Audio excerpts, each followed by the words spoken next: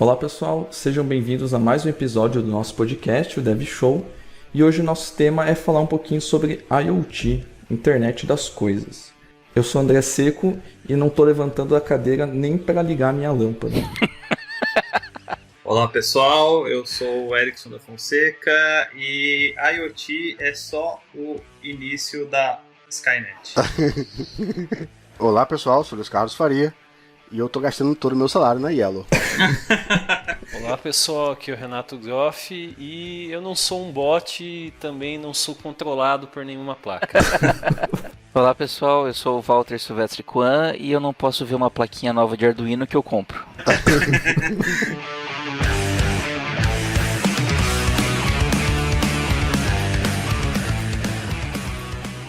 Bom pessoal, então para começar o nosso papo aqui, eu acho que a gente geralmente começa assim, né, dando um overview do que a gente vai falar, dando uma contextualizada sobre o que vocês vão ver ao longo desse podcast. Então acho que é muito importante a gente falar o que é o IoT, o que seria essa internet das coisas, né? Para muita gente que nunca se deparou com esse termo, pode achar muito estranho e não saber do que se trata. Então vamos dar uma contextualizada aí para alinhar com o pessoal que está ouvindo.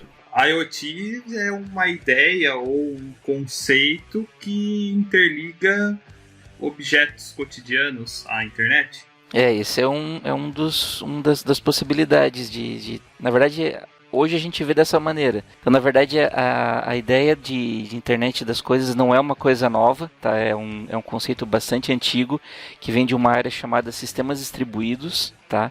A primeira pessoa que começou a falar dessa história de você ter dispositivos conectados é uma pessoa chamada Mark Weiser, em 1991, tá? Onde no artigo ele cunhou o termo de computação ubíqua, que é você ter um ambiente inteligente, onde você tem vários dispositivos que trocam informações e criam esse ambiente inteligente. Só que isso ficou muito na área acadêmica por questão de custo, era muito caro você criar esse tipo de ambiente, porque o hardware era muito caro.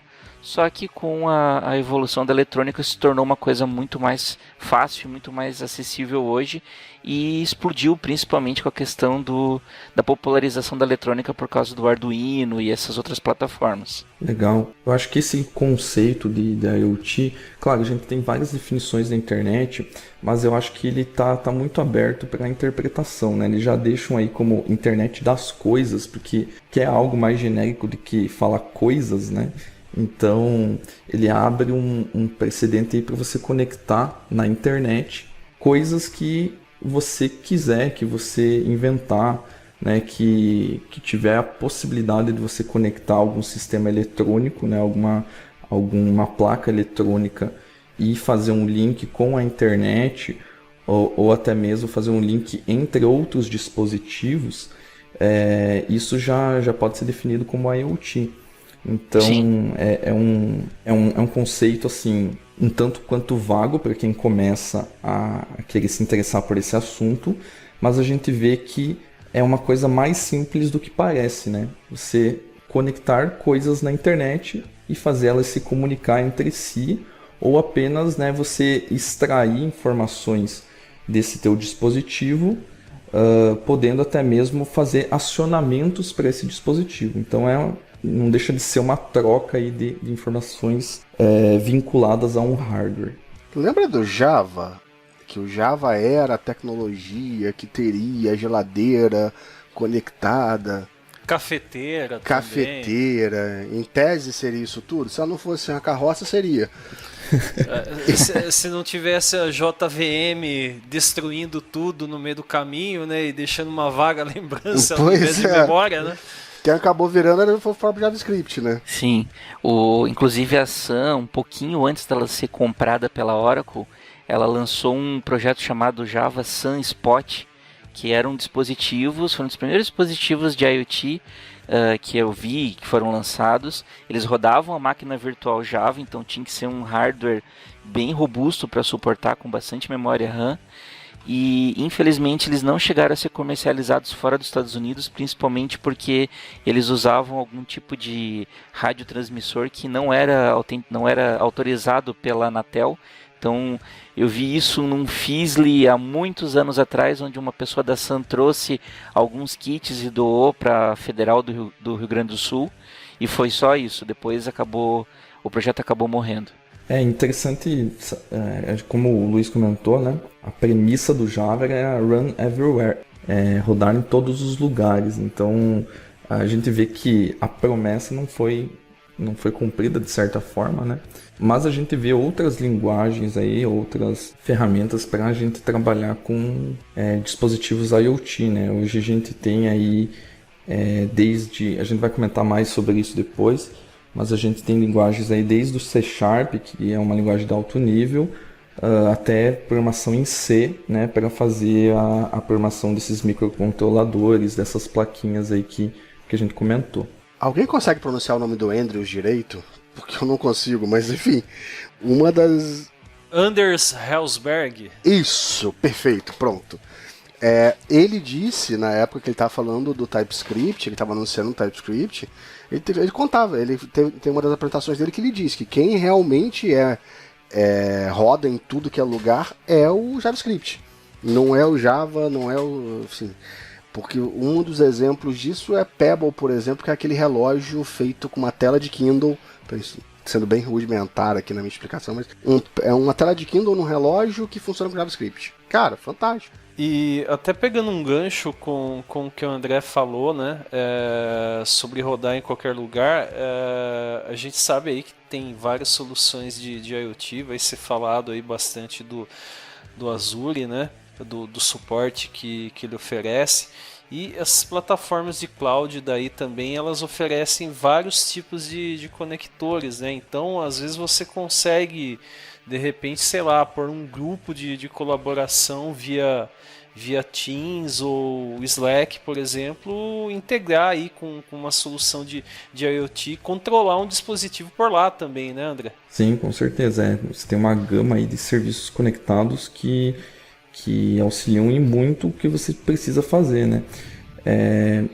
Eu queria chegar num ponto aqui, até fazendo parte dessa contextualização que a gente estava falando, para depois chegar nessa parte cloud. Quem está chegando agora, quem não conhece e ouve falar sobre IoT e ouve falar sobre automação industrial, que a gente já tem há muito tempo dentro das indústrias, né? Braços robóticos, o braço consegue soldar, consegue identificar pontos e fazer meio que as tarefas automaticamente, né? De forma pré-definida. A gente precisa entender que, obviamente, que a automação é um termo que a gente tem, né, de automatizar uma tarefa, e IoT está aí é um tipo de automação, não deixa de ser, né, também é considerado automação, porém como a gente imagina a automação industrial, como eu descrevi aí do braço robótico e tudo mais, geralmente isso roda numa rede interna, tá? Toda essa comunicação da automação industrial roda numa rede interna, ou costumava rodar, e não tinha comunicação com o exterior, ou seja, você não conseguia ter um acesso a nenhum tipo de informação, nenhum tipo de acionamento a essa fábrica pela internet. E uma premissa da internet das coisas, né, já está implícito no nome, é você conseguir fazer um acesso via internet, né? Então, internet das coisas. Então, acho que isso é importante frisar, né, que uma coisa é automação, outra coisa seria automação do jeito que a gente conhece, né? E outra coisa seria internet das coisas. Acho que é interessante a gente falar um pouco sobre essa diferença, né? Aproveitando o seu gancho, eu acho que o IoT, na verdade, falando, você deixou a ideia aí de automatizar, né? Eu acho que o IoT ele entra na indústria como aquele conceito de indústria 4.0, que é a revolução industrial, aquela coisa toda. O IoT é meio que carro-chefe disso daí, se eu não estou enganado, né? Que é exatamente como você disse, automatizar braços robóticos a gente já tem há muito tempo, né? O IoT é como se ele viesse realmente para revolucionar o esquema. Você conectar vários processos e várias linhas e várias coisas através da internet e fazer de fato uma certa revolução, assim. É isso, para tentar contribuir, e exatamente aquilo que o André e o Erickson acabaram de falar. Considera-se assim que a indústria estava numa revolução 3.0, que é quando você tem aqueles sistemas de controle como, por exemplo, o MES, o ERP, né, que são sistemas que eles chegam muito próximo da linha de produção, né? O ERP na parte mais de gerenciamento, o MES nos sistemas de manufatura para acompanhar esse processo de manufatura, e o novo padrão que seria a indústria 4.0. Existem 2 padrões mundiais. Um eles chamam de Industrial IoT, que é da Industrial Internet Consortium, tá? Que é o padrão americano, e existe o padrão alemão, que é o padrão da indústria 4, chama de Indústria 4.0, e esses dois padrões mundiais estão se fundindo na realidade, e a grande sacada é você pegar agora a tua linha de produção, usar os sensores que você já tinha para o controle da manufatura e mandar isso para a nuvem, para esse grande volume de dados ser processado e tirar os insights, tirar as grandes soluções para os problemas que hoje esses sistemas isolados já não conseguem mais. Que problemas são esses que o IoT resolve? Basicamente assim, hoje você tem as linhas de produção muito bem desenhadas e controladas pelo MES. Como ele falou, não é um processo fácil, tá? Pouquíssimas empresas hoje chegaram no MES. Ele é bem chato. Eu falo isso que eu trabalho eu presto serviço para uma empresa de manufatura. Ele não é aqui a 7ª maravilha do mundo, não. Exatamente. Então, acho que é até interessante comentar, eu já li um pouco a respeito também. O Walter citou da Alemanha, o Erickson também vai comentar aí um pouco do que ele viu pelas andanças dele na China, né? Essa parte de Revolução Industrial 4.0, a gente sempre fica naquele negócio, os Estados Unidos, mas a Alemanha e a China estão vindo muito fortes, né? A China por conta de todo o investimento governamental, né? Da meta deles de baterem os Estados Unidos, mas a Alemanha mesmo ela tem um background muito forte na parte de controladores, de eletrônica, e isso junto com tecnologia da informação vai ajudar a dar uma alavancada muito forte, né? Engenharia e precisão. Sim, a Alemanha, os países nórdicos, né? A Alemanha é o principal expoente, mas entra aí também Suíça, a Áustria, os países aí da comunidade germânica, por assim dizer, né? Então esses 2 padrões, tanto o americano quanto o padrão da Alemanha, estão se tornando meio que uma fusão dos dois, tá? O padrão americano ele é bem mais aberto, ele tem várias empresas que estão contribuindo para ele, né? E inclusive o Azure ele segue o padrão americano, que é o padrão do Industrial IoT, que você basicamente tem um conjunto de sensores que vão coletar esses dados e vão levar isso para tua nuvem, onde vai fazer o processamento. E a ideia do padrão alemão é uma coisa bem mais complexa, bem mais rígida, com muitas normas, e chegando a um ponto onde você teria uma linha de produção customizável, onde o teu cliente no sistema lá de vendas, lá no e-commerce, ele pede, eu quero um produto com determinada cor, com determinada característica, e a tua linha de produção consegue se moldar ao ponto de ela entregar um produto extremamente customizado. Claro que isso ainda é um pouco futurologia, né?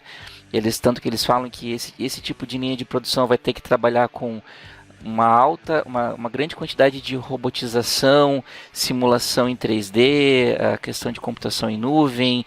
Então, para você chegar nesse nível de customização da linha de produção é uma coisa muito cara e muito difícil de alcançar. Sim, e eu acho também que nessa parte que a gente vê aí da indústria que já existe, vamos supor aí uma indústria que não tem a automação convencional, eu vejo muitas empresas oferecendo serviços para transformar essa indústria, fazer essa revolução da indústria 4.0, né? Então, várias empresas que oferecem um produto aliado a um serviço chegam nessas indústrias e oferecem, por exemplo, tem um módulo aqui que eu posso conectar no teu maquinário e ele vai fazer todo o gerenciamento de energia, vai coletar os insights que o Walter comentou e vai mandar para a nuvem, né?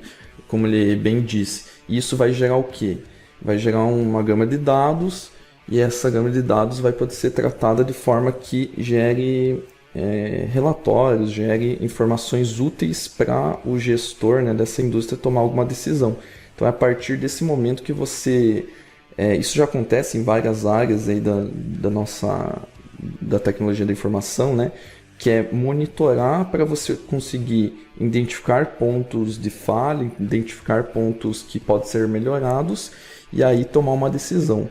E com maquinários, assim, com a própria indústria, a gente via que é um tanto quanto difícil fazer isso, né, por você ter uma máquina fechada que você comprou do fornecedor X, que te dá uma quantidade de dados limitada, né? Então você ter empresas que trabalham nessa integração de máquinas que já existem com tecnologias IoT que hoje em dia se comunicam com a nuvem, acho que está muito em alta. Eu já cheguei a trabalhar aí com um pequeno projeto com uma startup nessa direção e eu acho que só vem a crescer esse tipo de serviço também.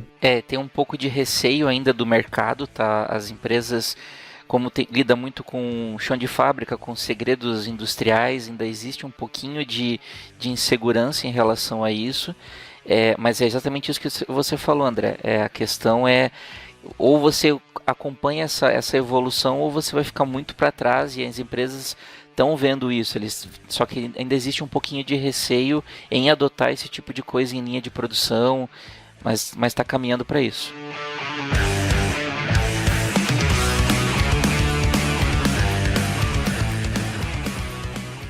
Bom, para a gente continuar aqui com a nossa pauta, saindo um pouco desse ambiente industrial, até chegando num ponto de início de projeto, quando a gente está testando alguma coisa ou até mesmo está brincando com alguma placa aí, né?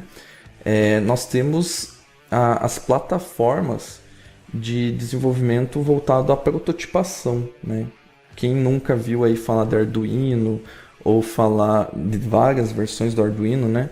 De Raspberry Pi, Intel Edison, tem diversas placas aí, né? Dragon Board. Então, sei lá, eu acho que o que mais tem aí é placa, né? Eu acho que o Walter pode comentar mais sobre isso. Isso é um resultado do trabalho do grupo lá de professores da Itália que criaram o Arduino, né?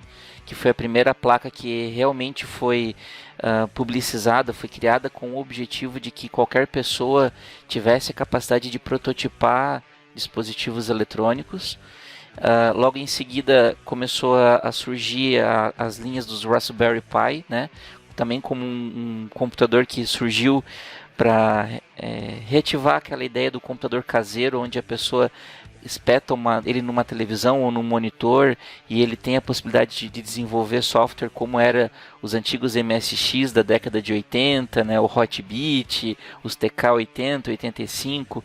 Então, esses dois caras são bem importantes nesse movimento, porque eles tiraram um pouquinho daquela história de que eletrônica é só para quem fez engenharia eletrônica e que qualquer pessoa que tenha interesse tem capacidade de estudar essas tecnologias e utilizar, criar protótipos bem complexos. Sim, eu acho que o bacana do Arduino e dessas outras placas é que ele te entrega já, como se falou, as coisas meio que prontas, né? Se você quer ligar um LED, você já tem as conexões de saída, já tem identificado quais são as saídas digitais, saídas analógicas.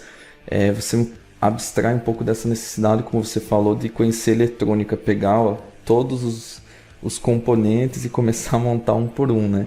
Sendo que corre risco de queimar e, né, sem você ter um conhecimento prévio é muito difícil fazer isso. É interessante dizer, né, que até comento nas palestras que eu acabo falando de IoT, a questão dessas placas serem destinadas para prototipação.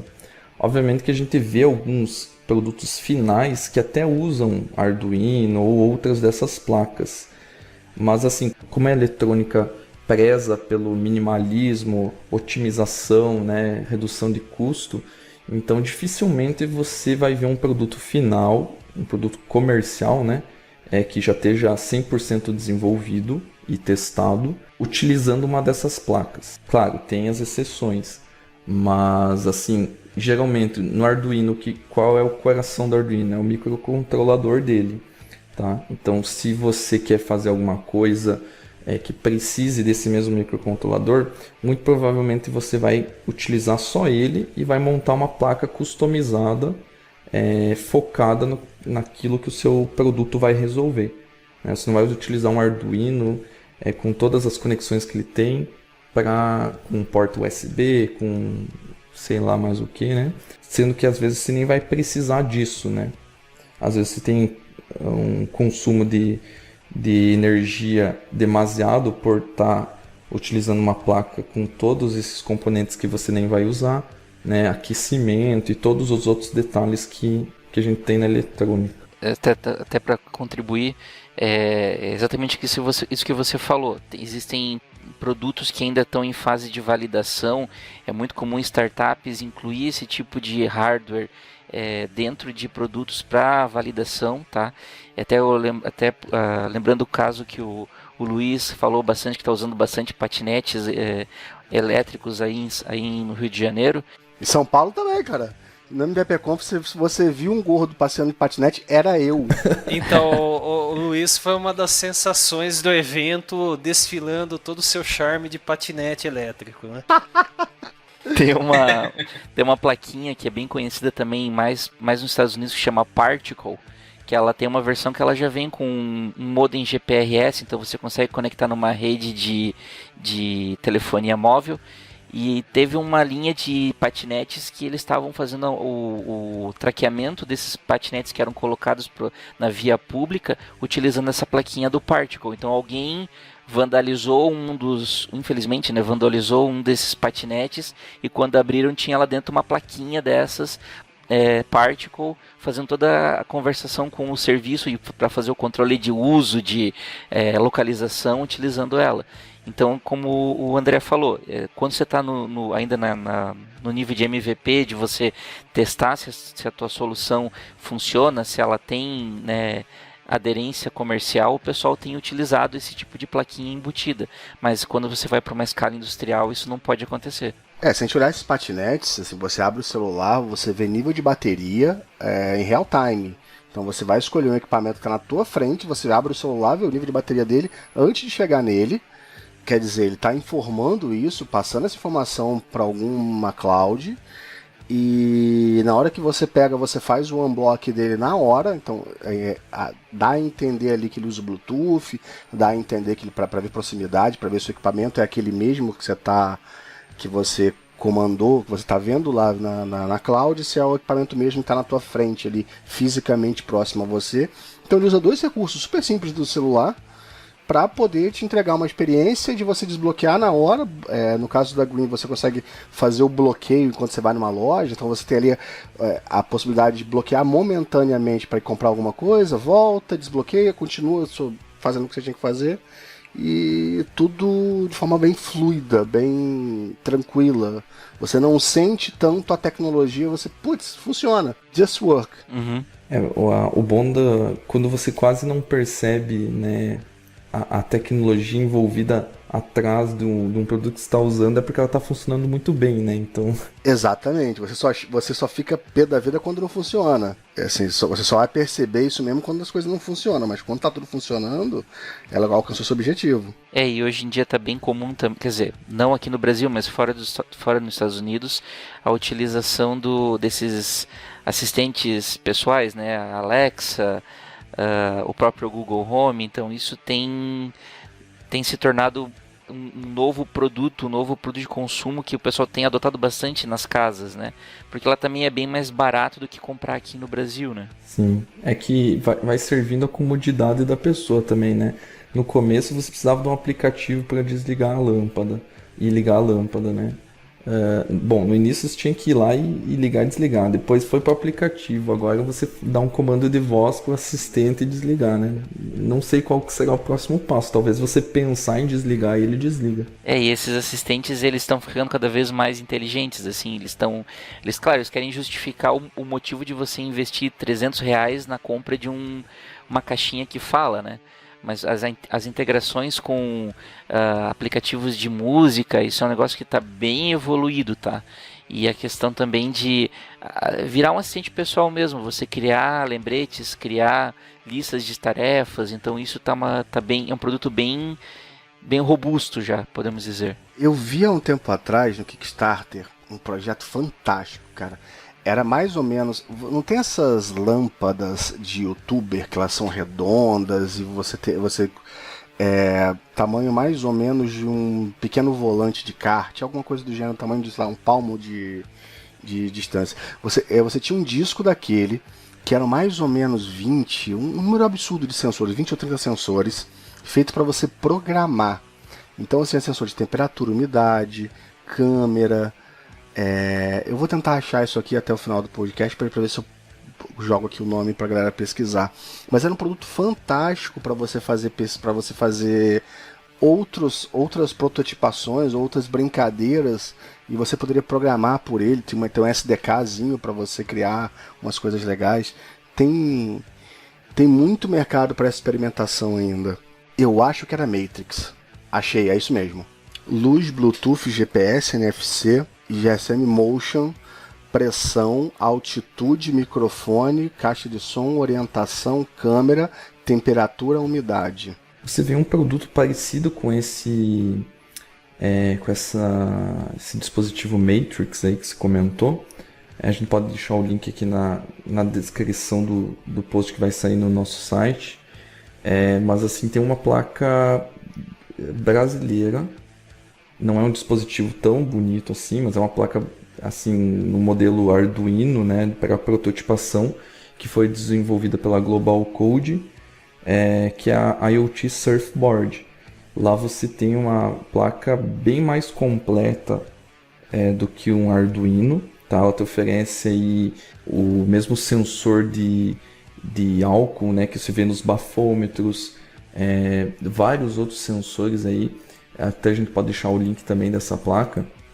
Mas assim, ela é vamos dizer assim, que é um Arduino turbinado, né? Tem sensor de luminosidade, temperatura, umidade, todos esses sensores já acoplados na placa para você fazer uma prototipagem aí sem precisar de módulos externos ou até mesmo de pegar outros componentes e ficar conectando na placa. Então eles estão pegando essa experiência do Arduino, que era um pouco mais assim, um pouco mais pelado, né? Um pouco mais cru. Arduino é hipster, vai. O Arduino é o primeiro, né? Então ele tem essa premissa, né? Ele é bem cru, assim, te entrega muito valor como placa de prototipação, mas assim, ele tem outras coisas que poderiam ser adicionadas. No Arduino vem no Arduino vem em forma de módulos, né, que você vai podendo conectar nele. Mas no caso dessa IoT Surfboard, ele já vem tudo acoplado e facilita bastante o pessoal que quer brincar com diversas coisas diferentes, né? Então eu acho que vale a pena aí a gente deixar o link também para o pessoal dar uma olhada. E essa tendência de placas com vários tipos de sensores também a gente vê com a Circuit Playground da Fruit, que é uma plaquinha que também vem com diversos sensores, até passei o link ali para vocês. Já vem com alguns LEDs, tem um microfone, então você consegue já rapidamente prototipar uma solução, e o mais legal é que ela roda Python.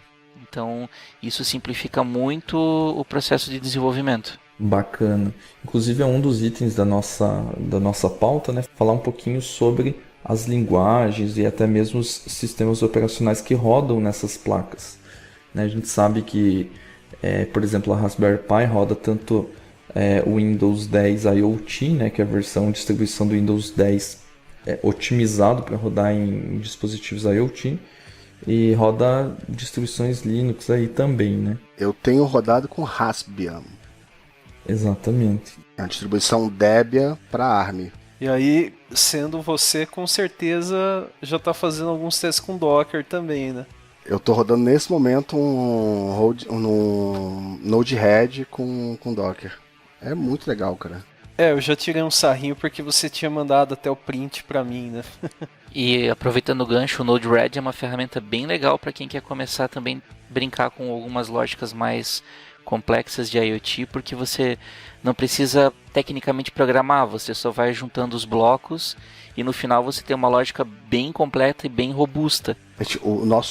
A gente tem grupos no Telegram, os bots de filtro são feitos com Node-RED. Sim, ele tem módulos, né, de integração e você consegue rapidamente consumir um banco de dados, fazer uma chamada de uma API, de um webhooker e integrar com o Facebook, com o Telegram, de uma forma bem simples. Sim, sim. Bacana. E para quem é do mundo .NET, aí, que a maioria do pessoal que nos acompanha também trabalha com essa parte do .NET, hoje a gente consegue rodar o .NET Core em Linux, né? O .NET Core, né? A premissa dele é cross-platform e a questão de conseguir rodar no Linux facilita para a IoT, porque agora você tem o suporte do .NET Core para trabalhar com GPIO de forma fácil, tá? Então, antes a gente ficava um pouco limitado a esse suporte só para Windows, então você conseguia fazer isso tendo na sua Raspberry Pi, por exemplo, instalado o Windows 10 IoT, fazendo uma aplicação UWP e manipulando esse GPIO aí. Agora você tem a possibilidade, né, com o avanço aí do .NET Core, para trabalhar com isso no Linux, né? E a gente sabe que Linux para IoT a gente nem precisa comparar com o Windows, tá? Por mais que o Windows seja otimizado para trabalhar dessa forma, o Linux ainda ganha muito, né, para trabalhar nessa frente e ser mais leve também para rodar em dispositivos que têm uma limitação de hardware, né? E o que venceu o GPIO? General Purpose Input Output é basicamente uma porta que você pode conectar a qualquer outro dispositivo eletrônico e gerar um sinal tanto normalmente digital, mas também analógico se for preciso. São aqueles plugzinhos que eu posso enfiar coisas ali? Isso mesmo, é justamente essa a ideia. E aí você pode conectar às vezes algum tipo de sensor digital de forma direta, né? E se for um sensor analógico, aí você tem que ou contar com algum conversor que vai pegar esse sinal analógico e converter para um sinal digital, ou você vai ter que ter algum tipo de shield ou algum tipo de placa que vai adaptar esse sinal para o teu hardware poder entender ele. Por exemplo, o Raspberry Pi não trabalha com sinais analógicos, só sinais digitais. O Arduino já trabalha com sinal digital e analógico. Tem também uma outra placa que é bem comum agora, que pelo custo, que é feita na China, que é da IF Express, que é os famosos ESP8266 e o ESP32, que você tem um microcontrolador com um poder computacional bem grande e a um custo de $1, $2 no máximo. E quando vocês falam de, por exemplo, saída digital e analógica, o que é a saída digital? Quando que se usa? O que é a saída analógica? Quando que se usa? E, perdão, entrada analógica. A entrada analógica, a gente vê bastante isso em alguns tipos de sensores, né? Por exemplo, sensor de luminosidade, onde você tem a leitura da luminosidade baseado na resistência. Ela faz internamente, né? Pega a resistência frente à luminosidade que chega no sensor e você tem um valor numérico que não é diferente de 0 e 1, ou seja, é um valor analógico que varia, né? Então você tem através do pino de coleta analógico, você tem a capacidade de receber esse valor quebrado, vamos dizer assim, e ter uma maior precisão. Isso a gente vê também em outros sensores, né? Por exemplo, umidade e outros sensores diversos aí. A gente vê então, como o Walter falou, essas entradas analógicas mais no Arduino, né, e algumas outras placas, e é uma vantagem assim bem legal para você trabalhar com com sinais analógicos. Se não me engano, tem algum tipo de conversor na Raspberry Pi para você converter um sinal digital em um sinal analógico, salvo engano. Não sei se você está mais informado, Walter. Não, é isso mesmo. A ideia como tu estava falando, a ideia dos sensores é você pegar grandezas físicas e transformar isso num sinal que o microcontrolador é capaz de entender.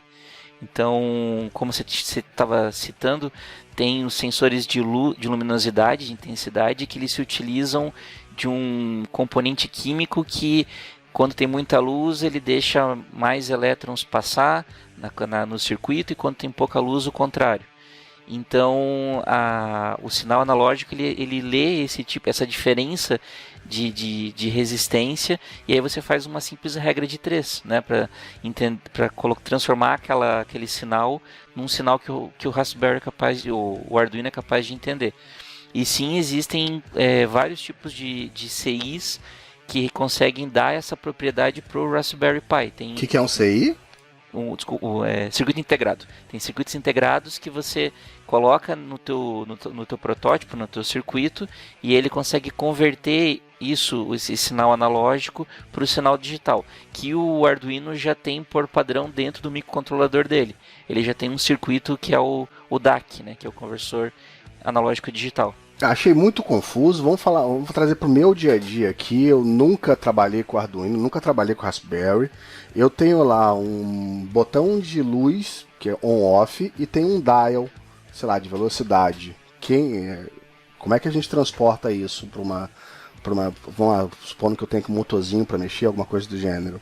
O botão, o sinal de ligado e desligado seria exatamente o exemplo do sinal digital, onde você basicamente tem uma tensão lá de, sei lá, 5 volts. Então, quando você está com ele ligado, você tem 5 volts que representa o verdadeiro, ou o 1, né? E o 0 volt representa o desligado, que seria o off. E o dial é exatamente o outro exemplo, que é o exemplo do sinal analógico, onde você não tem só 2 estados ligados e desligados, você tem uma sequência de estados para você ter conseguir criar aquela sensação de dimmer, né, da tua luz tá mais fraca e de repente mais forte. Então, como você tem que ter essa graduação do sinal, você não conseguiria ler ele diretamente de uma forma digital. Então, você usa o princípio da leitura analógica para poder ler essas diversas variações, e aí o microcontrolador ou um circuito integrado tem que pegar essas variações e converter num número digital dentro de uma faixa, que aí o teu algoritmo vai entender, se o valor for maior que 500, está em 50%. Então você faz essas analogias para poder converter o sinal. Não sei se ficou claro. Agora sim.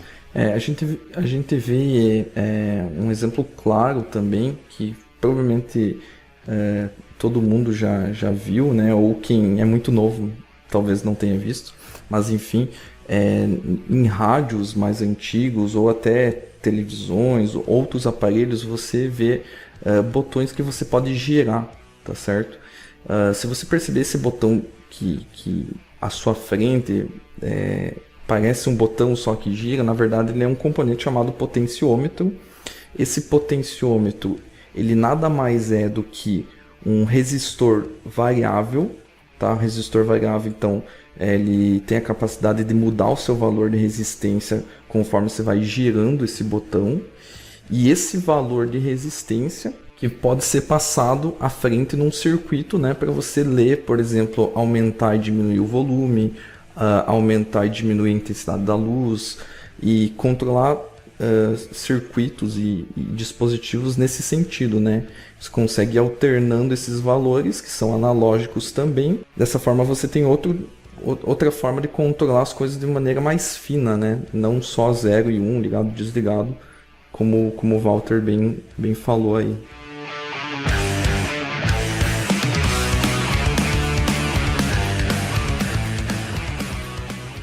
Bom, pessoal, a gente sabe então que essas placas de prototipação e até circuitos eletrônicos no geral, a gente trabalha com limitações, né? Então, nós sabemos que talvez muitas das coisas que a gente queira fazer com um circuito eletrônico, com uma placa de prototipação, seja muito pesado para que essa placa possa processar, possa armazenar em memória e tudo mais. Quais são as alternativas para que a gente possa processar uma quantidade de dados muito grande ou fazer uma tarefa muito demorada, muito complexa numa placa, sendo que a gente está tratando aqui de IoT. A gente processa na placa, a gente envia para outro lugar, como que a gente pode fazer isso? Mais alguém? A grande questão dos dispositivos é normalmente memória RAM, né? A questão de o quanto de memória que a tua aplicação pode manter, quanto de informação ela consegue manter, e a questão do consumo de energia. Normalmente esses dispositivos são alimentados por baterias, então se você roda algum processamento muito pesado, isso vai consumir, né? Tem um consumo muito alto e o dispositivo vai ter um tempo de vida menor. Então a arquitetura que tem se mostrado a que é mais utilizada para esse tipo de dispositivo é o ARM, né? São os microcontroladores baseados em ARM, por ter um baixo consumo de energia, né? E a cada vez está menor, né? Os dispositivos estão ficando cada vez menores e mais baratos. Então, mais por esse motivo.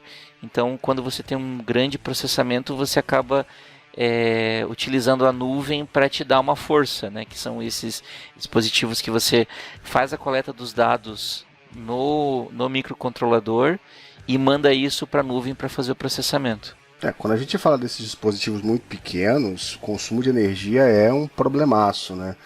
E às vezes você consome para resfriamento também. Então o ARM também tem a característica muito boa de consumir menos energia para processar e também para a não necessidade de resfriamento. É ativo, você pega, por exemplo, o Raspberry Pi e não tem nenhum resfriamento. Você consegue botar ali no máximo um dissipadorzinho muito simples, mas não precisa de ventilador, diferente de um processador melhor. Exatamente. Em relação a essas limitações de hardware que a gente vê em dispositivos eletrônicos, muito por causa do seu tamanho e também nessas placas de prototipação, nós temos a possibilidade de fazer integrações com a nuvem, desenvolver Web APIs para que a gente possa fazer chamadas REST através do próprio dispositivo e fazer uma comunicação desse dispositivo com a nuvem, né, com alguma coisa que você customizou, você próprio criou, né, uma aplicação que está rodando diretamente na nuvem. Então, essa questão de conseguir integrar com APIs REST é bem interessante, porque você pode tanto desenvolver sua API REST, que está publicada em algum lugar da nuvem, e fazer todo o tratamento que você julga mais adequado para aquele contexto de aplicação que está sendo desenvolvido, como também usar várias soluções prontas, né? A gente aqui, por conta dos meetups que a gente toca, do canal .NET, do Code Night, a gente fala bastante de Azure, né? E no início aí da transmissão até eu mencionei isso, complementando uma hora você, né, André? O Azure tem também a parte de Logic Apps, né? Que é um workflow que você monta que consegue fazer integração aí entre vários serviços. E a própria Logic App, quando você desenvolve, ela gera um endpoint para você acessar isso via REST. Então, de repente, você consegue integrar facilmente com alguma rede social, com, por exemplo, eu tinha mencionado ferramentas de colaboração, né? O Slack, o Teams, você consegue desenvolver todo um fluxo aí e de repente até a pessoa controlar um dispositivo usando alguma solução desse gênero, né? Telegram, de repente. E o legal é que o Logic Apps ele é serverless, né? Logo você não tem que se preocupar com servidores, escalabilidade, coisas do tipo também. Sim, bem lembrado.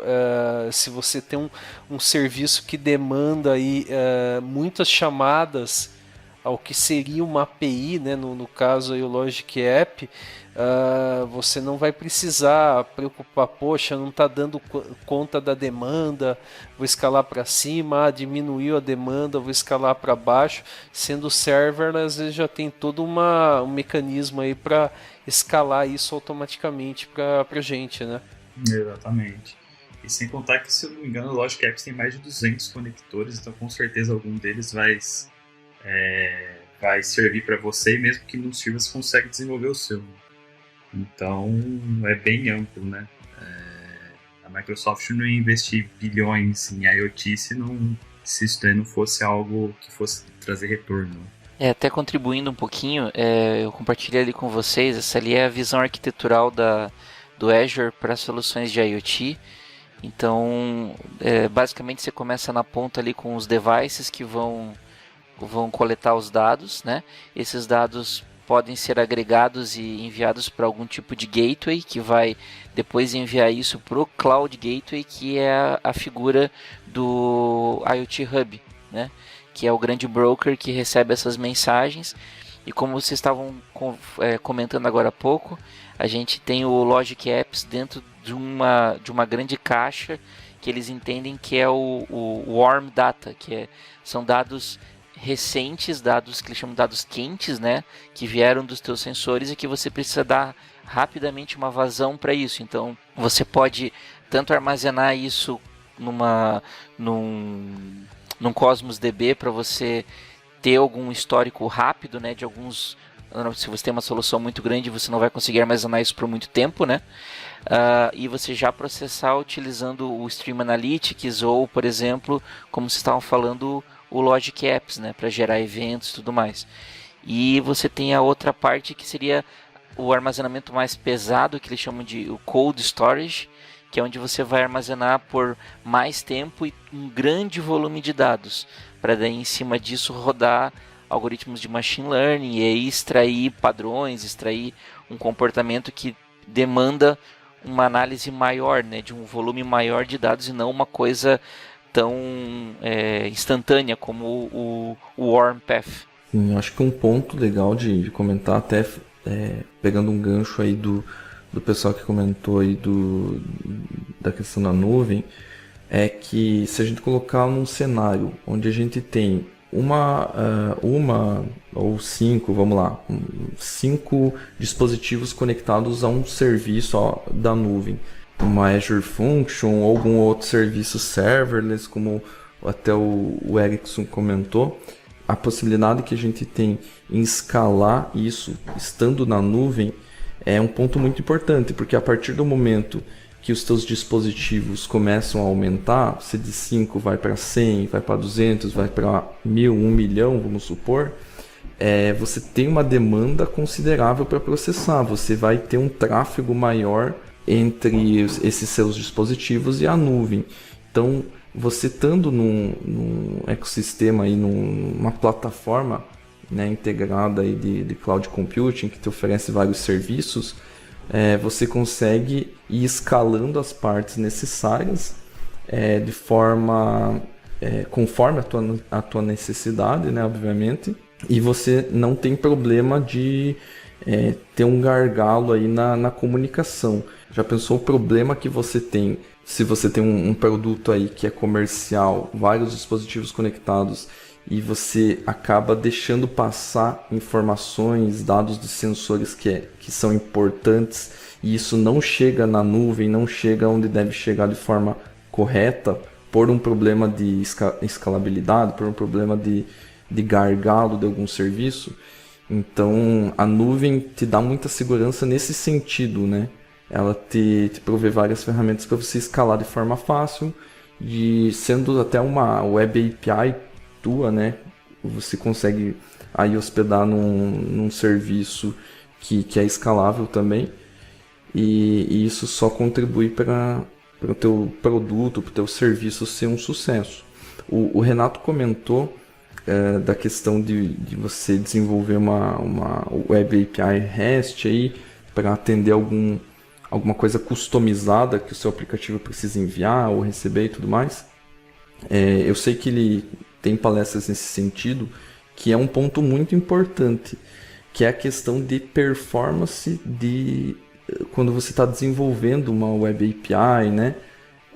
E quando a gente trata de dispositivos IoT, o tamanho dessas mensagens que trafegam entre o dispositivo e a nuvem são muito são muito importantes, né? É importante que eles sejam pequenos. Por quê? Por causa que você, muitas vezes, nesses dispositivos, você tem uma conexão limitada de internet. Então, você tem um modem 3G, que nem sempre pode estar conectado com a internet, né? Você não vai baixar, sei lá, 1 mega de mensagens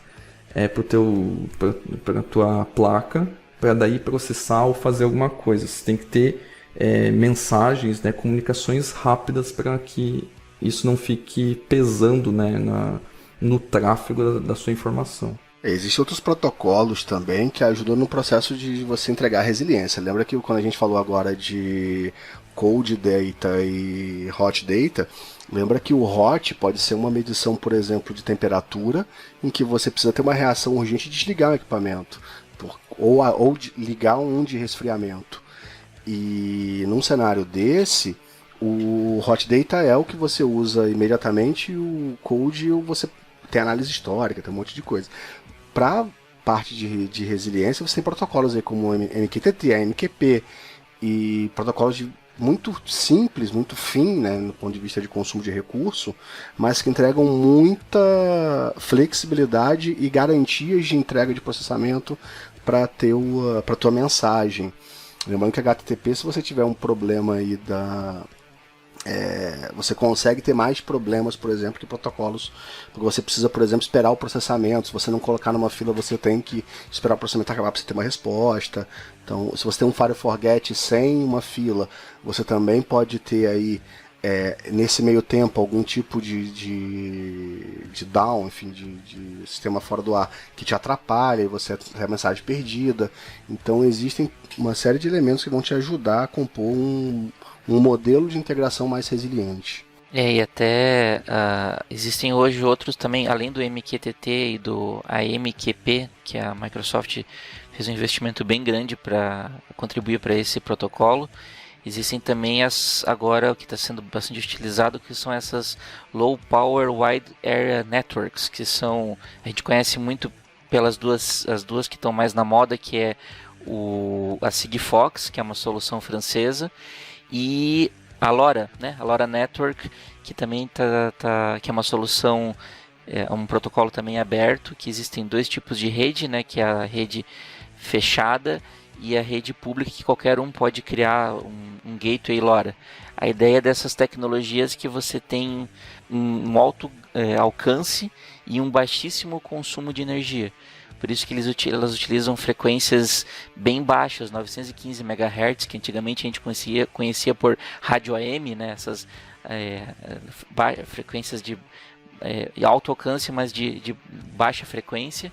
E você consegue transferir pacotes bem pequenos, tá, com bastante limitação, mas a uma distância de, às vezes, de 10, 15, 20 quilômetros, sem uma total necessidade de uma visada. O teu dispositivo não precisa estar tecnicamente apontando para uma antena.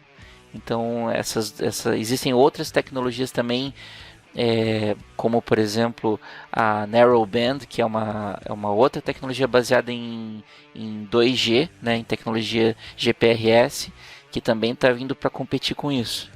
Inclusive o Luiz comentou um pouco sobre a parte de filas, mensageria e tudo mais, já entrando um pouco num dos serviços da nuvem, no caso do Azure, que trabalha nesse gerenciamento, né, de dispositivos IoT. Nós temos lá o Azure IoT Hub, né, que assim, por debaixo dos panos ele tem muitas funcionalidades e tudo mais, mas na verdade, até o Walter comentou antes, ele é um message broker, né? Então, o que ele faz, na verdade, é receber, né, e gerenciar essa fila de mensagens que vem do dispositivo para a nuvem e vai da nuvem para o dispositivo também. Então, tudo que você aprende se você está mexendo já com isso, questão de aprender filas, aprender a questão de mensageria, você pode aplicar também quando você trabalha com IoT, né? Quando você vai desenvolver alguma coisa voltada para esse tipo de coisa. ele também tem evoluído muito na questão de ser uma ferramenta de gerenciamento dos teus dispositivos. Então você consegue ter todo um controle lá dentro do teu cadastro de cada dispositivo, a identificação dele, os dados de estado desse dispositivo também são armazenados por ele, como o André acabou de falar, o envio de mensagens tanto no sentido cloud device, no sentido contrário device cloud. Então ele está uma solução bem robusta que faz todo esse gerenciamento para um volume absurdo de dispositivos. Sim, é importante dizer também que o IoT Hub, no caso, ele suporta tanto sistemas Windows, quanto Linux, quanto outros sistemas que trabalham com... são outros sistemas, né, otimizados para trabalhar em tempo real.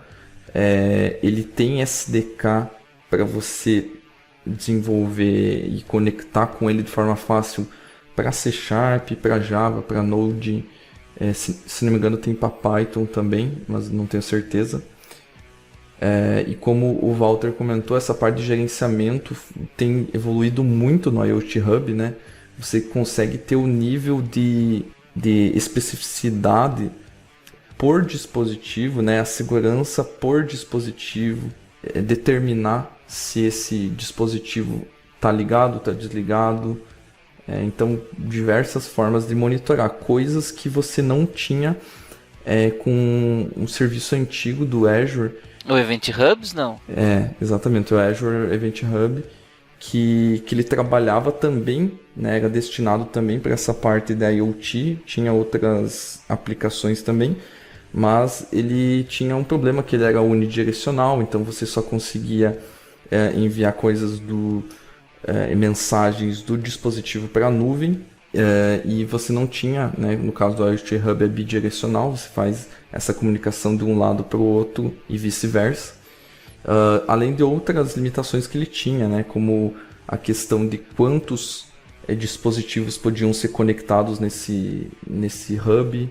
Então o IoT Hub veio com uma solução específica para trabalhar com IoT, otimizado bastante para poder trabalhar aí com milhões de dispositivos conectados, tá? A própria Microsoft define que dá suporte a uma quantidade massiva aí de dispositivos conectados no Hub.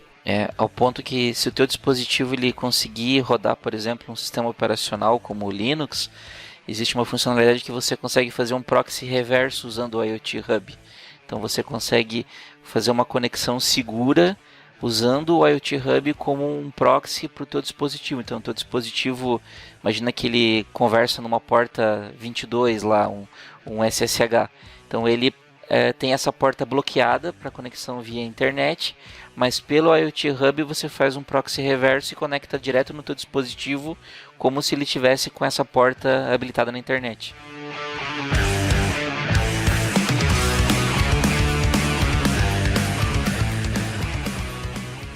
Bom, pessoal, a gente falou aí de Azure IoT Hub, tem vários serviços aí na nuvem para a gente trabalhar com IoT, e assim, não digo que seja um serviço, mas talvez seja um conjunto de serviços que formam uma plataforma, vamos dizer assim, que a Microsoft anunciou não faz muito tempo, é o Azure IoT Edge, tá?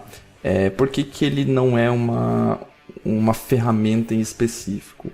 Porque se você for lá no portal do Azure agora e tentar criar algo como Azure IoT Edge, salvo engano, né, o portal sempre está mudando, mas até o momento da gravação desse podcast você não tem algo assim. Você tem componentes que fazem com que você construa esse Azure IoT Edge. Tá? E para simplificar um pouco, o que seria ele? Você tem aí a capacidade de executar códigos personalizados, executar algumas ferramentas, alguns serviços que você tem no Azure diretamente no teu dispositivo. Então, aquele papo que a gente acabou de comentar da limitação de hardware, que você não tem muito poder de processamento de dispositivos e às vezes você precisa recorrer à nuvem para processar esses dados, com o avanço dos dispositivos, e depende muito de qual dispositivo que está na borda, E quando eu falo borda, seria o dispositivo que está em campo, né, o ponto final que está coletando dados, está atuando com alguma coisa. Ele está se desenvolvendo cada vez mais, tem um poder de processamento maior. E às vezes você precisa rodar coisas que não necessariamente são pesadas, mas que tem uma complexidade envolvida que é um pouco maior. Eu explico. O que seria isso? Por exemplo, você tem lá uma câmera que está... Uma câmera, quando eu digo uma câmera, seria um dispositivo integrado com uma câmera, tá? Que está filmando a tua obra. Isso, inclusive, foi uma demo mostrada no evento da Microsoft, tá? Então, eles tinham uma câmera, vou tratar como um dispositivo, tá? Um dispositivo que estava filmando uma obra e estava monitorando os funcionários dessa obra, e em tempo real ele conseguia identificar se essas pessoas estavam utilizando de forma correta o EPI, né, que seria o equipamento de proteção individual. Caso isso não estivesse acontecendo, caso alguma norma estivesse sendo descumprida, ele gerava um alerta e mandava para a nuvem. Então, essa análise ele fazia toda no local, toda no dispositivo. Ele não ficava mandando imagens para a nuvem para ela identificar se tinha alguma anomalia. Ele fazia tudo na borda mesmo. E como que eles faziam isso? Você tem agora a capacidade de, por exemplo, montar uma base de conhecimento, algum serviço até de inteligência artificial, construído através de processos de machine learning, e rodar isso diretamente no teu dispositivo. Tá? Então você treina, né, constrói toda essa base na nuvem, treina isso na nuvem também, e aí você tem a possibilidade de exportar esse conhecimento pré-construído, essa base de conhecimento, para um dispositivo que está na borda, fazer essa análise offline.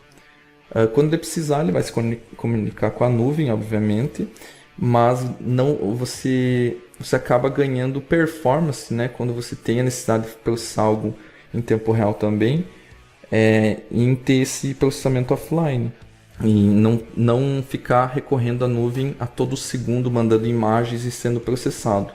A gente sabe que o tráfego de informações tem um custo, muitas vezes tem um delay aí que não pode acontecer, dependendo do caso. Então, a possibilidade de você rodar serviços e até algoritmos aí de inteligência artificial pré-treinados na nuvem no dispositivo final. Eu queria fazer uma pergunta que eu acho que ajuda no esclarecimento. Você está me dizendo, então, que um dispositivo daquele, com um processadorzinho pequeno, com um ARM que, custa, seus 200, 300 reais, ou talvez até... ele consegue processar inteligência artificial? Sim, ele consegue, na verdade, executar um modelo de inteligência artificial que foi pré-construído na nuvem. Então é como se a gente fosse... vamos fazer uma analogia aqui. A gente desenvolve um código todo na nossa máquina, com classes lá do C#, arquivos.cs, e no momento a gente compila esse código, vira uma DLL, vira um exe, e assim por diante. E aí a gente consegue migrar esses arquivos para outro local e executar diretamente isso que já foi pré-compilado. Com o esquema da inteligência artificial e do IoT Edge, é mais ou menos assim que funciona. Depois que está tudo construído, você consegue rodar isso em outro ambiente. Então quer dizer que o processamento pesado é treinar, executar já é muito mais fácil e possível de fazer com a plaquinha daquela. Depende muito do cenário, assim, mas via de regra, sim. Alguém que já pegou algum serviço aí do Cognitive Services, por exemplo, da Microsoft, pode perceber que as coisas funcionam em 3 etapas, né? Você arruma os dados, você trabalha esses dados, cadastra eles, organiza eles de alguma forma. O segundo, você treina eles, gerando uma base de conhecimento. E por último, você utiliza esses dados. Então, essas 2 primeiras etapas são as que consomem um maior tempo, maior processamento. Legal. E recentemente a NVIDIA lançou uma placa também num formato parecido com o Raspberry Pi, que ela tem um coprocessador para acelerar o processo de execução de modelos de TensorFlow, tá? O Google também lançou o dela, que é o Coral, que também é uma plaquinha que tem exatamente esse mesmo propósito, você rodar esses modelos de machine learning próximo do teu dispositivo de borda. E a Microsoft tem feito um investimento grande no Azure, no IoT, o Azure IoT Edge, para transformar ele meio que com uma caixa de ferramentas. Então, como o André falou, você pode rodar modelos de machine learning, mas você também pode rodar código. E eles recentemente liberaram containers prontos para você rodar, por exemplo, o Redis dentro do teu dispositivo Edge, você rodar, por exemplo, o Object Store do Azure dentro do teu dispositivo, e aí você conecta usando o Microsoft Azure Storage Explorer, você consegue conectar dentro de um Blob Storage rodando dentro de um Raspberry Pi, por exemplo. Então, se a tua solução tem que armazenar arquivos do contexto de uso do teu usuário, ele pediu tal coisa, ou ele deu um nome para um animal de estimação, você consegue armazenar isso no formato de objetos dentro do teu dispositivo, que automaticamente pode ser sincronizados com o Object Store que está rodando no Azure.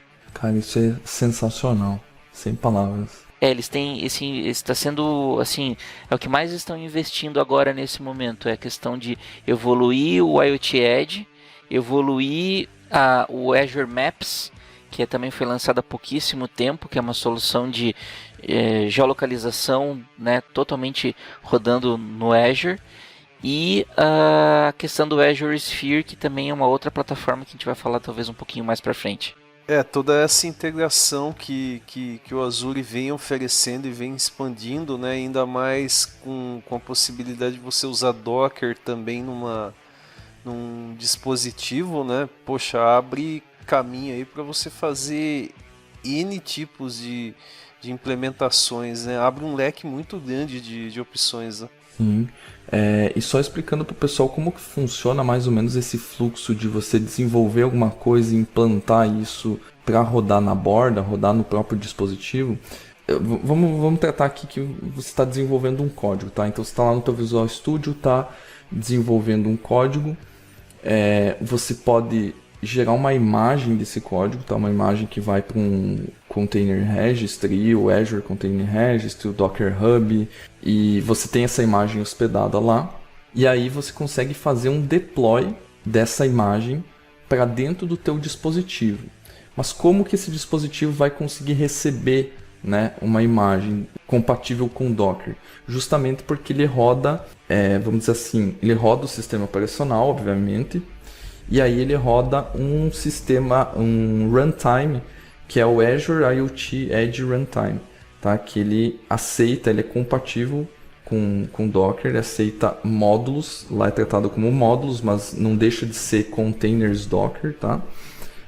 Então você consegue subir um container chamando a imagem desse Docker Hub ou do Container Registry mesmo. E o mais legal é que rodando sobre esse Azure IoT Edge Runtime, você consegue empilhar vários containers, tá? Vários módulos, de forma que você consegue construir um pipeline. Então, por exemplo, você desenvolveu lá um código que vai ler o sensor X e você gerou uma imagem para isso, fez o deploy da sua imagem num container dentro do dispositivo, e aí você tem a outra necessidade, que é filtrar esses dados baseado numa regra de negócio, fazer o deploy de outro container sobre esse primeiro container que está captando os dados, e esse segundo consegue filtrar os dados do primeiro e passar adiante esses dados filtrados já. Então você consegue montar uma cadeia aí de execução baseado nos módulos, e tudo isso containerizado, com imagens bonitinho. Então você pode matar o container, subir o container, todo aquele background que a gente tem do Docker, né, se aplica num contexto voltado para dispositivos IoT. Então é sensacional. Além de que você pode rodar como um container como o Walter comentou, alguns serviços que já foi disponibilizado imagens prontas, né? Então, alguns serviços do Azure você já tem isso, então já facilita bastante você fazer o deploy para dentro do teu dispositivo. Exatamente isso. Então, só para a gente finalizar, eu acho que um outro avanço bem grande que a Microsoft teve nos últimos anos foi a ideia de criar uma plataforma para a internet das coisas com o foco em segurança, que é, na verdade, hoje uma das principais questões para você lançar um novo produto conectado. Então você tem toda essa maravilha da internet, da nuvem te dando suporte, mas quando você lança um produto novo, em uma quantidade absurda, isso vai cair na mão de diversas pessoas, que talvez vão colocar isso na mão de crianças, ou por exemplo, você vai monitorar pessoas idosas, você tem uma questão muito grande, muito, muito importante, que é a questão da segurança. Então a Microsoft, no início de 2018, ela lançou um documento onde ela falou que ela ia investir 5 bilhões só nos próximos 5 anos em IoT, e um dos resultados de todo esse investimento é o Azure Sphere.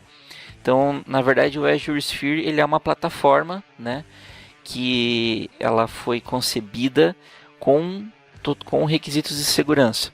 Então, ainda em 2018, a Microsoft lançou um artigo chamado The 7 Properties of High Security Device, a New Standard for Security MCU Powered IoT Experience, que é um artigo onde eles definem 7 princípios que todo dispositivo que preza por segurança deveria ter.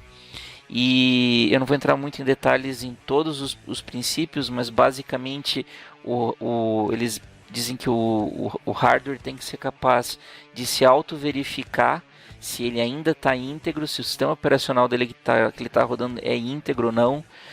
Ele tem que ser capaz de ser atualizável, ele tem que reportar os erros que ele sofreu para a nuvem. A segurança ela tem que ser capaz de ser atualizada. Toda a parte de autenticação não deve ser baseada em senhas, mas sim em certificados, né? E que cada componente dentro desse dispositivo ele tem que ser isolado, e se caso um deles falhe, os demais não podem ser comprometidos. Então, com base nessa definição, eles lançaram o Azure Sphere, que é um produto, uma plataforma que é baseada em 3 grandes pilares, que é um microcontrolador dentro de um conjunto de padrões certificados pela Microsoft, um serviço na nuvem, que é o Azure Sphere Security Service, que te dá toda essa base de como verificar e detectar falhas de segurança no teu dispositivo, e um sistema operacional, que é o Azure Sphere, que roda em cima do teu microcontrolador e que te dá todas essas características de segurança, tá? E a primeira empresa que construiu o dispositivo, né, o primeiro dispositivo que segue esse padrão foi a MediaTek. Existe um kit de desenvolvimento, tá, que tem esse microcontrolador. Então, só para vocês terem uma ideia, dentro desse microcontrolador existe 5 microcontroladores dentro dele. O primeiro roda um sistema chamado Microsoft Pluton Security Subsystem, que é um sistema que já vem com o microcontrolador e dá toda a questão de segurança, verificação da versão do sistema operacional. Então esse microcontrolador você não tem acesso, e ele roda um software disponibilizado pela Microsoft. Junto dele você tem um outro microcontrolador que é um Cortex-A, tá? Que roda basicamente o sistema operacional do Azure Sphere e roda as aplicações cliente. Além disso, você tem mais 2 microcontroladores ARM Cortex-M4 que são responsáveis, que podem ser responsáveis pelo processamento de sinais em tempo real. E ainda não contente, você tem mais um microcontrolador só para controlar a comunicação Wi-Fi. Então, ele é uma plataforma muito robusta, tá? Para ter uma ideia, o dispositivo ele já sai de fábrica numerado, então a Microsoft tem um controle de quantos dispositivos Azure Spheres existem no mundo. Toda vez que você liga um dispositivo desse, a primeira coisa que ele faz é verificar toda a segurança do boot e checar com a nuvem para ver se ele está íntegro. Depois é que ele vai começar a rodar a tua aplicação, tá? O custo disso, a Microsoft não deu um valor exato, mas a ideia é que ficaria em torno de... O custo de licenciamento para você usar essa solução é em torno de até $10 por dispositivo. Só que a grande sacada é que eles entregam uma plataforma onde você não precisa se preocupar desde, claro, que você siga os padrões de desenvolvimento, toda a parte de segurança fica controlada, fica como responsabilidade da própria Microsoft, tá? Existe um kit de desenvolvimento, existe um kit de desenvolvimento já que você pode comprar, que é o que tem num site chamado Seed Studio, tá? O preço inicial dele é $84, esse kit de desenvolvimento, mas recentemente eles lançaram uma versão bem mais barata, que está em torno de $34, tá? Que roda tem todos esses mesmos princípios de segurança do Azure Sphere. E você falou muito aí na parte de segurança que eles se preocuparam muito, né? Estão se preocupando muito nessa parte do Azure Sphere com segurança, e é uma coisa que no início, quando se falava de IoT, não se falava tanto, né? A possibilidade de alguém acessar um dispositivo que controla algo vital, algo muito importante, e a gente não via falar muito dessa parte de segurança nesses casos da IoT. Então, a gente sabe que pessoas mal intencionadas tem em todo lugar, é possível fazer praticamente tudo, né? Então, se a gente não se preocupar com essa parte de segurança aí, a gente sabe que o pior pode acontecer, né? Como diria o Renato, como que é, Renato? Para o pior não há limites, né? Para o pior não há limites. Quando você acha que já deu tudo errado, acontece algo pior ainda para te deixar mais desconcertado.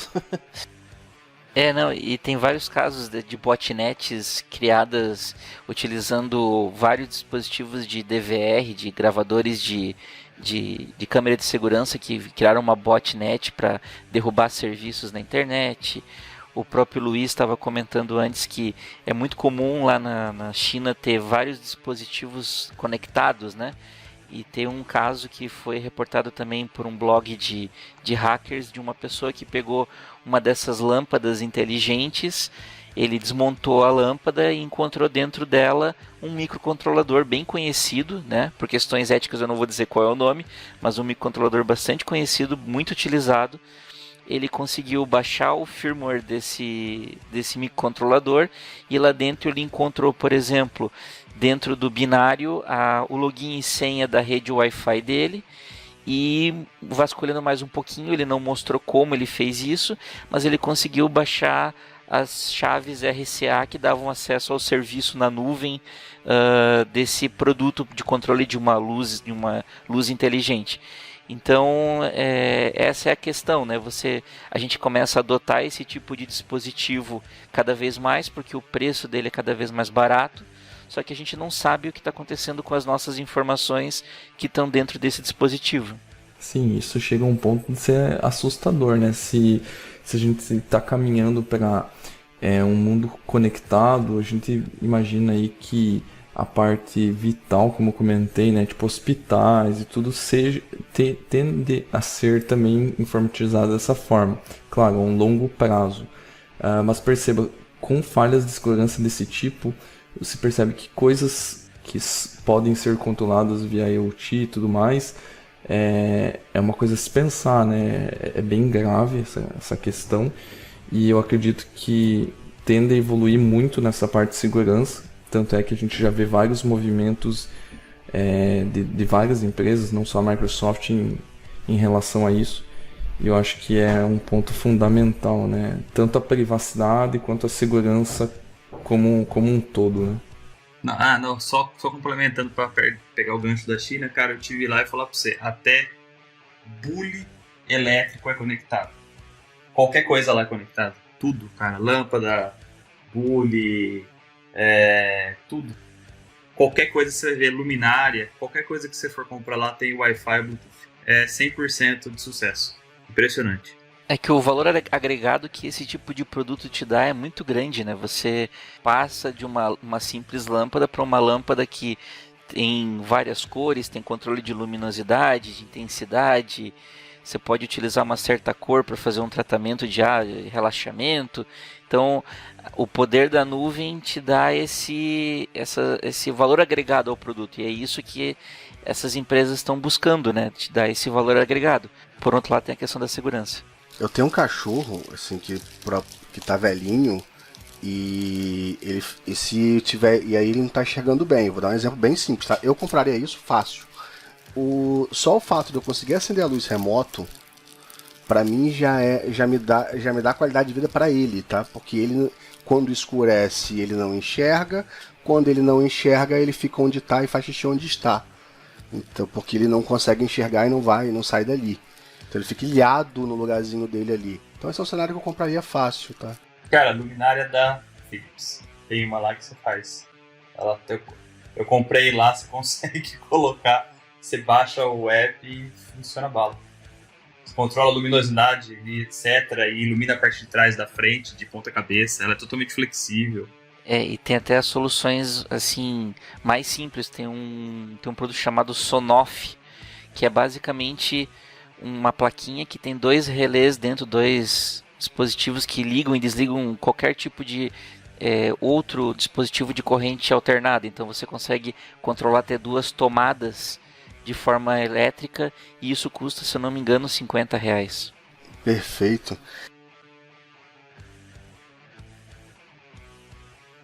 Bom, pessoal, então esse foi o nosso episódio sobre Internet das Coisas, IoT. Eu espero que vocês tenham gostado. Não se esqueçam que todos os links que a gente comentou aqui durante o podcast vai estar no nosso site, no post que a gente faz lá, devshow.com.br. Lembrando que nós estamos no iTunes, não esquece de avaliar lá a gente, dar uma estrelinha. Estamos também no Spotify e você nos encontra facilmente aí no seu app favorito de podcast.